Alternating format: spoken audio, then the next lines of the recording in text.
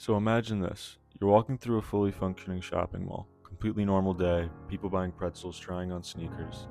But hidden inside the walls, there's an apartment. Not like a storage closet, not like a back room. A fully built, lived in, secret apartment. With a couch, TV, decorations, everything. And the wildest part, it stayed hidden for 4 years. That's the premise of Secret Mall Apartment, a documentary that sounds fake, feels impossible, but is completely real. It follows artist Michael Townsend and a group of creatives who secretly built a living space inside a mall in Providence, Rhode Island. Not to survive, but just to exist. To make something absurd. To carve out space in a place designed purely for consumption. And somehow it becomes this strange, funny, slightly rebellious statement about art, ownership, and who space is really for. I first heard about this project when I was working with Newport Film, and it had already passed through the festival circuit. There was this massive outdoor screening. Over 5,000 people showed up, which tells you right away that this isn't just a niche art story. It connects with people. And watching it now, I get why. What I loved most about this documentary is just how absurd it is in the best way. The idea itself feels like something out of a surreal art piece, but it's grounded by real stakes and real people.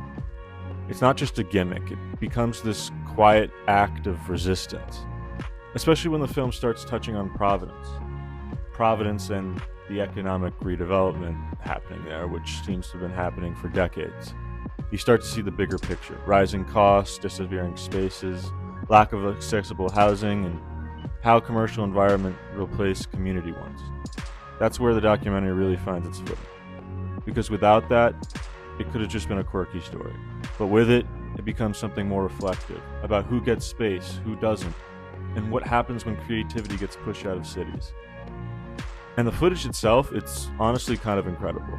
The fact that it was all documented over 20 years ago and still feels this immediate, it's kind of wild.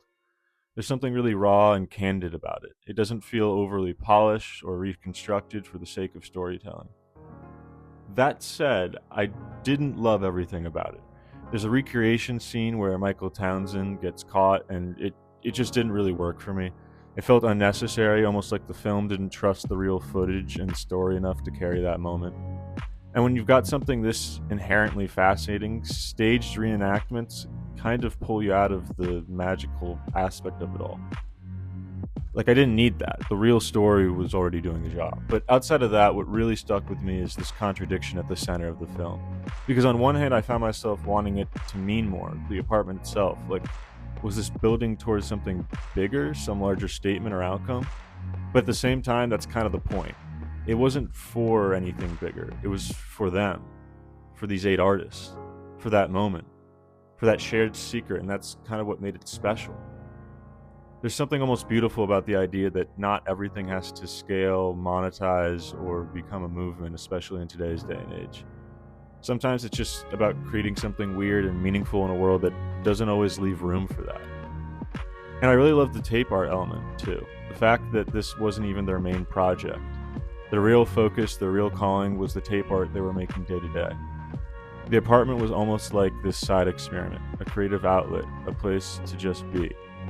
That balance made the whole thing feel more human, because their tape art was their real outlet where they could really change and affect people's lives. Like, they weren't trying to prove anything with the apartment, they were just living creatively in whatever space they could take back. And in a weird way, that's what makes it feel like a quiet form of protest against corporate space. Not loud, not aggressive, just existing where you're not supposed to. So yeah, overall, I really liked this. It's strange, it's thoughtful, it's imperfect, but it sticks with you. I give Secret Mall Apartment a solid 3 out of 5 stars. You can check it out on Netflix, and if you're into documentaries that are a little unconventional, a little scrappy, and a lot human, this is definitely worth your time.